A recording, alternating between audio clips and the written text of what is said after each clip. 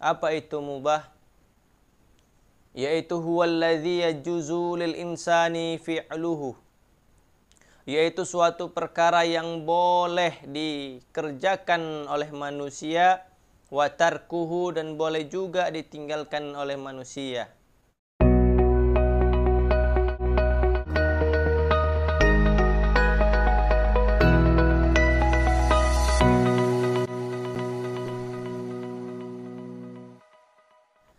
Assalamualaikum warahmatullahi wabarakatuh.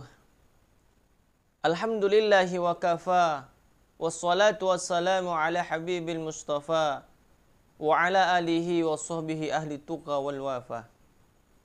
Ashhadu an la ilaha illallah wahdahu la syarika lah, wa ashhadu anna muhammadan abduhu wa rasuluhu la nabiyya ba'dah. Allahumma salli wa sallim ala sayyidina Muhammad wa ala alihi wa sahbihi ajma'in, amma ba'd. Pemirsa yang dirahmati Allah Subhanahu wa ta'ala, dimanapun Anda berada, mudah-mudahan tetap dalam lindungan Allah Subhanahu wa ta'ala, dan mudah-mudahan kita tetap diberikan kesehatan baik jasmani kita maupun rohani kita. Amin ya rabbal alamin. Pemirsa yang dirahmati Allah Subhanahu wa ta'ala, pada kesempatan kali ini kami akan melanjutkan pembahasan kitab Mabadi'ul Fiqh jilid 2, yakni tentang ahkamul Islam atau hukum-hukum yang ada di dalam Islam. Kemarin kita telah membahas fardu, dan selanjutnya kemarin juga sudah kita bahas pengertian sunnah dan contohnya. Maka pada kesempatan kali ini kita akan membahas tentang pengertian mubah. Apa itu mubah? Mubah itu adalah huwallazi yajuzu lil insani fi'luhu wa tarkuhu, yaitu suatu perkara yang boleh dilakukan oleh manusia dan juga boleh ditinggalkan oleh manusia tersebut. Fala thauba fihi wala iqaba. Maka tatkala seseorang itu mengerjakan mubah, maka tidak mendapat pahala. Begitu juga ketika seseorang itu meninggalkannya, juga tidak mendapat siksa. Itulah pengertian mubah menurut kitab Mabadi'ul Fiqh jilid 2 ini. Secara singkatnya, pengertian mubah itu apabila seseorang melakukan suatu perkara, maka orang tersebut tidak mendapatkan pahala. Dan apabila seseorang itu meninggalkan suatu perkara tersebut, maka orang tersebut juga tidak dikenai siksa oleh Allah Subhanahu wa ta'ala. Apa contoh mubah?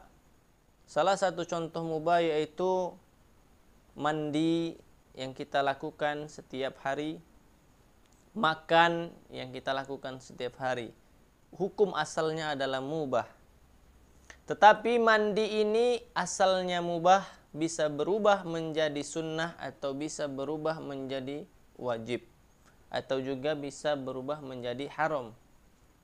Seperti contohnya, tatkala seseorang mandi biasa, ya, itu hukumnya mubah. Tetapi ketika orang tersebut terkena hadas besar, maka berubah menjadi wajib mandi besar. Itulah tadi contoh ketika seseorang mandi bisa berubah menjadi wajib. Hukum mubah ini juga mandi tadi bisa berubah menjadi sunnah. Kapan? Tatkala seseorang tersebut mandi lalu diniatkan untuk ibadah kepada Allah Subhanahu wa ta'ala, agar nyaman ibadah, agar khusyuk ketika sholat, agar tidak mengganggu orang lain, maka hukum mandi bisa berubah menjadi sunnah yang asalnya mubah. Selanjutnya, kapan bisa menjadi haram? Tatkala seseorang itu mandi dan mandinya itu menggunakan air yang haram, menggunakan air yang berlebih-lebihan atau terlalu banyak menggunakan air atau mubazir dalam menggunakan air, maka bisa berubah menjadi haram. Itulah pengertian mubah dan contoh-contohnya. Misalnya lagi makan, asal hukumnya adalah mubah. Makan asal hukum asalnya mubah, tapi makan bisa menjadi wajib kapan? Tatkala seseorang itu ya, sudah terlalu lapar sehingga tidak bisa beribadah kepada Allah, maka hukum makan tersebut wajib bagi orang yang lapar tadi. Selanjutnya, hukumnya bisa menjadi sunnah tatkala ketika ia hendak makan, ia niatkan untuk ibadah. Lagi-lagi untuk beribadah kepada Allah. Ibadah bukan hanya sholat, ibadah bukan hanya membaca Al-Quran, tetapi ibadah mencari nafkah untuk keluarga, itu juga ibadah. Tatkala orang tersebut tidak makan, maka orang tersebut jatuh sakit, maka orang tersebut berdosa karena memang sengaja tidak makan, sehingga kewajibannya lalai, sehingga ia meninggalkan kewajiban yang seharusnya ia kerjakan. Itulah salah satu contoh daripada hukum mubah. Selanjutnya yang hukum yang keempat adalah haram. Apa itu haram?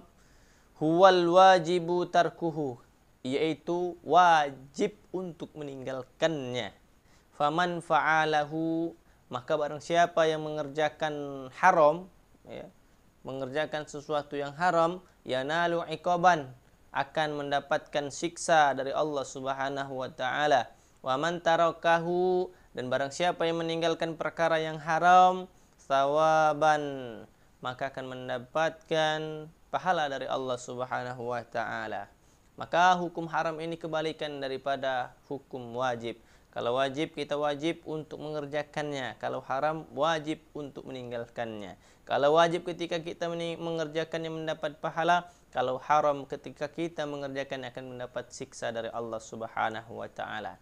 Apa itu contohnya? Kalau di kitab Mabadiul Fiqh ini dijelaskan, contohnya kasyurbil khamri, yaitu seperti minuman khamar, berjudi, berzina. Itu sesuatu yang haram, yang jelas-jelas haram. Maka tatkala kita bisa meninggalkan hal tersebut, maka kita akan diberikan pahala oleh Allah Subhanahu wa taala. Selanjutnya, hukum yang kelima di dalam kitab Mabadiul Fiqh ini adalah makruh. Apa itu makruh? Yaitu huwal mustahabbu tarkuhu, yaitu perkara yang senang, ya, yang senang untuk kita tinggalkan. Ya, artinya Rasulullah itu ya, senang meninggalkan hal-hal yang makruh. Artinya tidak senang ketika ia melakukan hal yang makruh. Faman tarakahu, maka barang siapa meninggalkan perkara makruh, yanalu thawaban, maka dia akan mendapatkan pahala dari Allah Subhanahu wa taala. Wa man fa'alahu, maka barang siapa yang mengerjakan perkara yang makruh tersebut, la yanalu iqaban, dia tidak akan mendapatkan siksa, tetapi dia tidak sampai kepada siksa, akan tetapi dia tidak mendapatkan pahala. Apa contohnya? Contohnya yaitu tatkala seseorang itu bisanya memakan yang berbau, ya, seperti contohnya makan jengkol tatkala hendak sholat. Nah, aromanya itu akan mengganggu, ya, akan mengganggu, atau malaikat tidak mau berdekatan kepada malaikat rahmat, ya, malaikat rahmat tidak mau berdekatan kepada orang yang berbau, mulutnya bau. Selanjutnya, tatkala ketika kita makan yang berbau tadi, seperti contohnya bawang putih, nah itu juga hukumnya makruh, ya. Oleh karena itu, sebisa mungkin kita untuk meninggalkan perkara yang makruh. Ketika kita meninggalkan perkara tersebut, maka kita akan mendapatkan pahala. Seperti contohnya kalau di bulan suci Ramadan, tatkala ibu kita, istri kita ketika sedang masak untuk persiapan berbuka puasa, maka dicicipin, ya, maka dicicipin makanan tersebut. Itu tidak sampai kepada pembatalan puasa, akan tetapi cukup ya, akan tetapi dihukumi makruh karena lidah ya, karena lidah tempatnya untuk rasa tidak sampai ditelan. Ketika sudah dicicipi dibuang lagi, maka mencicipi itu tidak membatalkan puasa. Nah, tetapi hukumnya makruh. Kalau kita bisa meninggalkan hal tersebut, kita akan mendapatkan pahala dari Allah Subhanahu wa taala. Secara singkatnya makruh tadi pengertiannya apabila seseorang itu meninggalkan perkara yang makruh ya, meninggalkan makanan yang berbau, meninggalkan mencicipi makanan tatkala puasa untuk persiapan berbuka, maka orang tersebut akan mendapatkan pahala dari Allah. Maka selanjutnya ketika orang tersebut mengerjakannya tidak sampai mendapatkan siksa ya, tetapi tidak mendapatkan pahala saja, tidak berdosa. Mungkin itu saja yang dapat kami sampaikan, kami uraikan. Terima kasih kepada Allah, kami mohon ampun. Assalamualaikum warahmatullahi wabarakatuh.